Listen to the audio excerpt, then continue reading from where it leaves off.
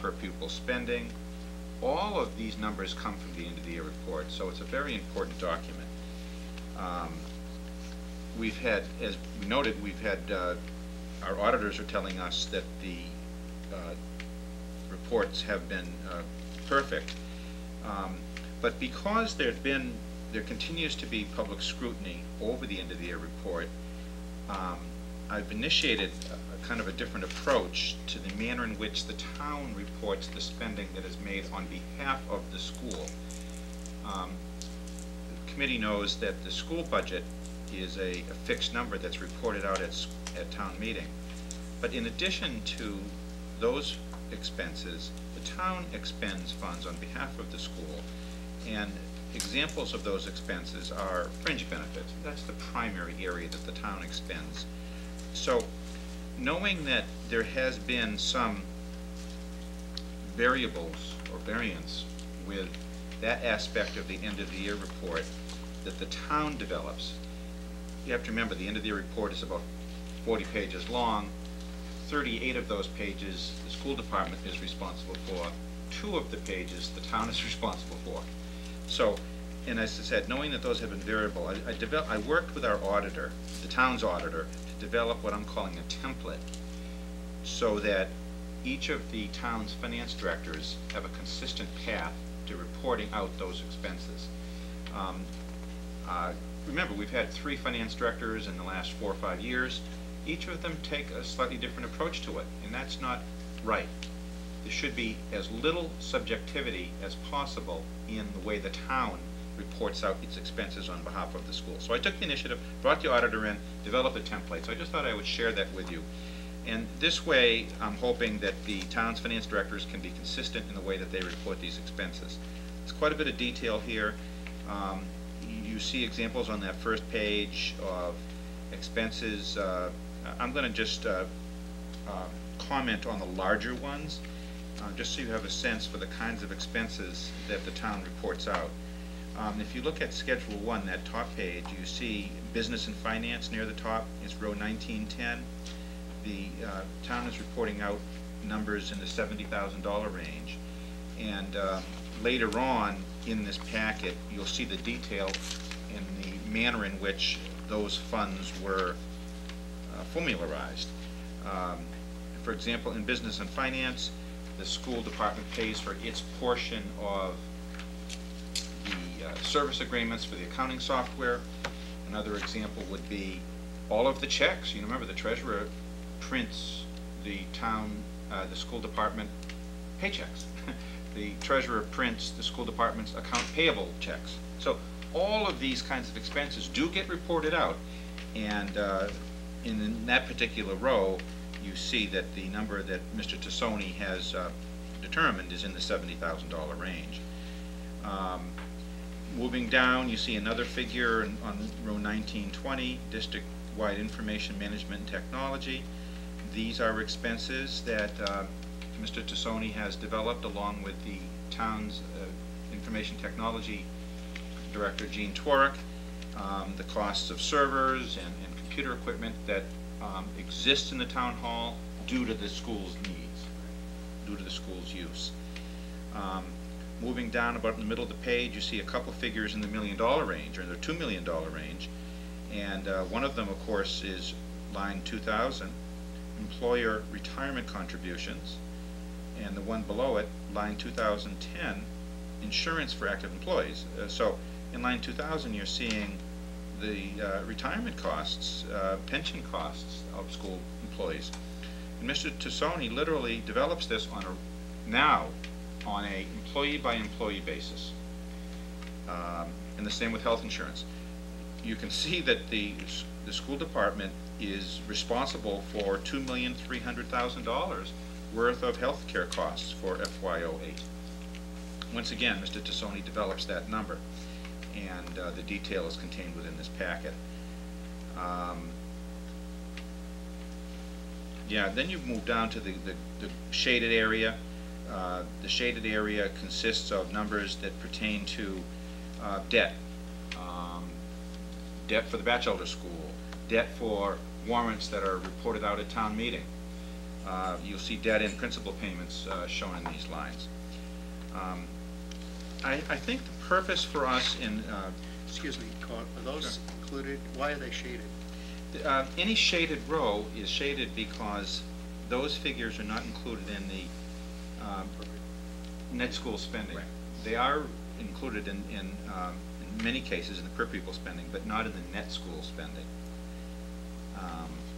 Carl, I'm pretty sure that the debt for construction is not in. That one is not, Per yes. pupil Right, spending, right. Yes. How would you find that out? Uh, That seems to be a question all the time. It's on the website. If you go to the DOE website, it says, if you read the description, it says it does not include Does not include. construction costs, et cetera, et cetera. So is it possible to put some of those costs into other lines?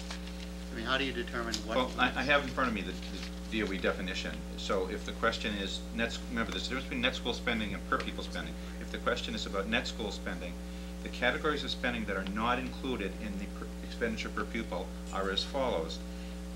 Any function that begins with a 7. So if you look at line 2100, purchases of land and buildings, we don't have any numbers reported there, but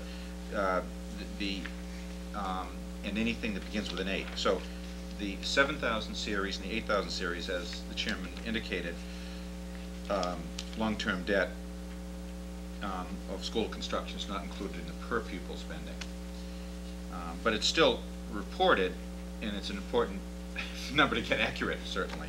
So I just so that I understand this, but if another school department or another town put those numbers in a different category, a different line number, how would that be picked up? Would an auditor? Well, first of all, these numbers are so huge that they have a major impact on per pupil spending. If a school or a town official mistakenly reported them, it would be the job of the auditor to pick that up and report it. And I think it would be reported because it's, again, we're talking $2.5 million. And all of these numbers come from the town. They don't come from you. That's correct. As I said, 2 pages out of the 40 or so in the end of the year report are done by the town. But I took the initiative to do this because I want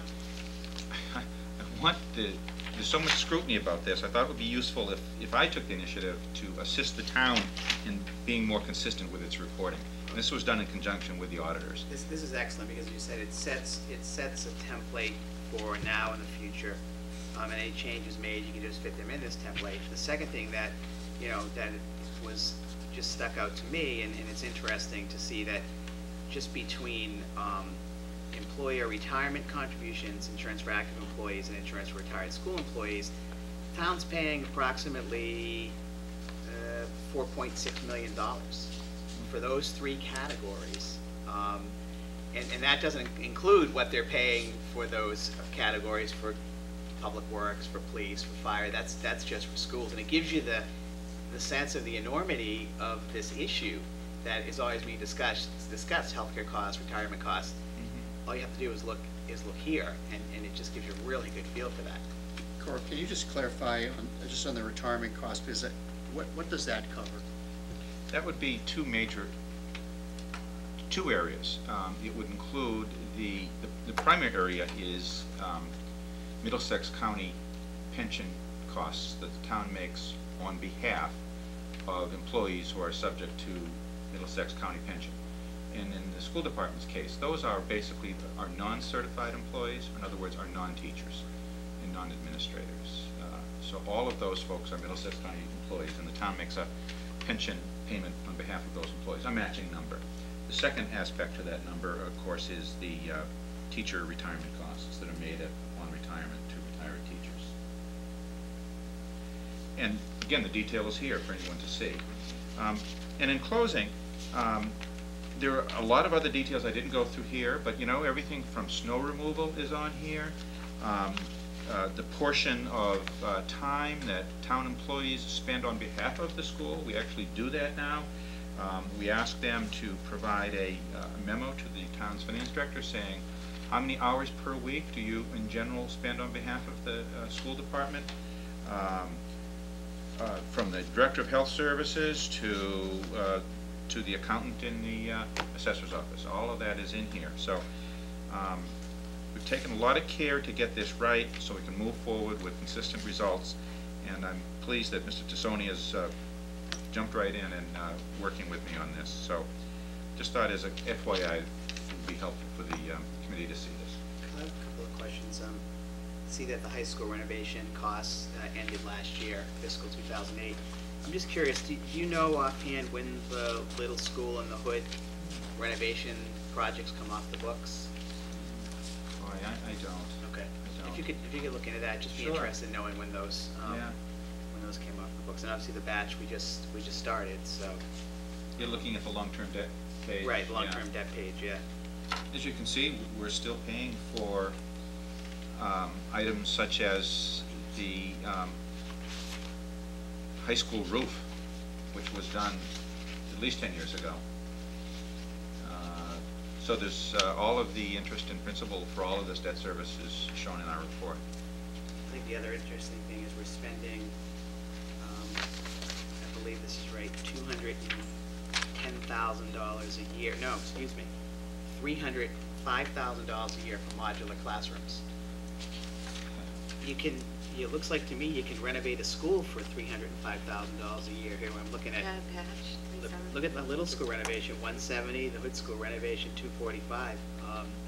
So we're spending $305,000 for something that they're quality now, but the lifetime of those things is not what you get when you build or renovate a building.